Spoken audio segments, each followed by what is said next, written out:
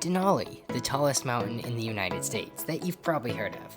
Potentially by a different name though. Mount McKinley, that ring a bell? Just don't call it that anymore.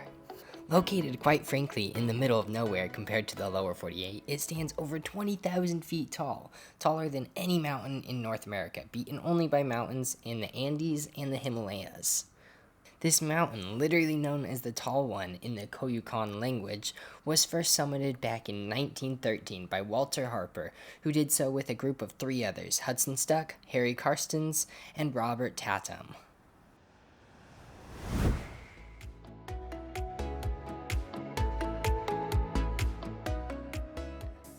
This expedition began March 17th when they departed from Nanana, and with the help of their dogs and two native boys were able to travel fairly quickly on the snow that hadn't quite melted yet, across the miles of Alaskan terrain, at least up until they reached the base camp where some supplies had been stored. Here is when they split with Isaiah, the first native boy, and when the climb started upwards towards the Muldrow Glacier.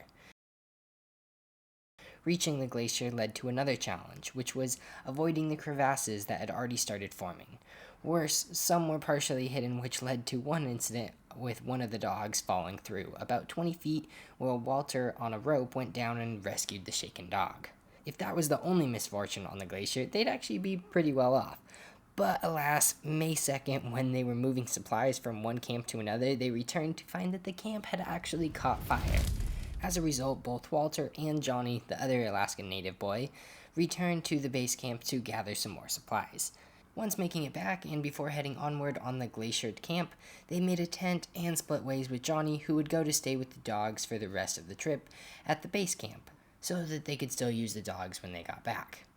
After making their way far up into the Muldrow Glacier, they began the Ridge Ascent, which they named the Karstens Ridge, and is still named that today.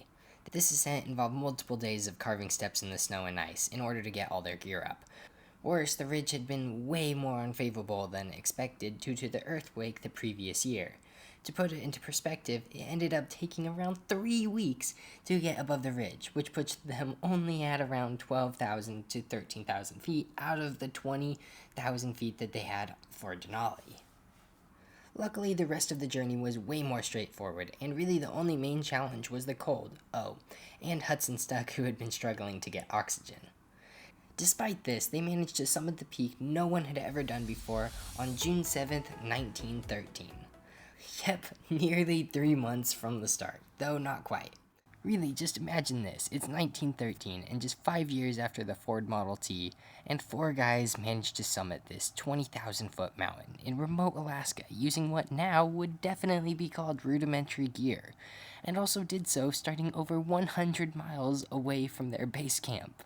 A mountain, even now, after flying to the start location, is often considered harder than Everest. Yeah, just crazy that these 4 guys managed to do it.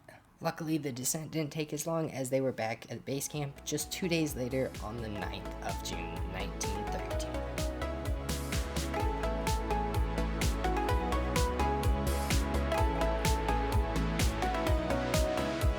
For those interested in even more information about this crazy first ascent of Denali, I definitely recommend checking out Hudson Stuck's book, as he actually did write a book about this summit. Also, what I didn't mention was that they actually had carried cameras up there so that they could take pictures. They also did some scientific measuring devices so that they could actually see how high the peak was, along with just measuring the temperature. Which all of this added more weight to the thing, and this is back when cameras would have been way more clunky. So yeah, again, just crazy what they managed to go through. Also, if you go to the very end of the book, you can read Walter Harper's journal about summiting the peak, and those are also really interesting. Anyways, definitely check out that book if you want to hear more about it. It was definitely worth reading. Well, hopefully you found this interesting and enjoyed the visuals. They took a little while.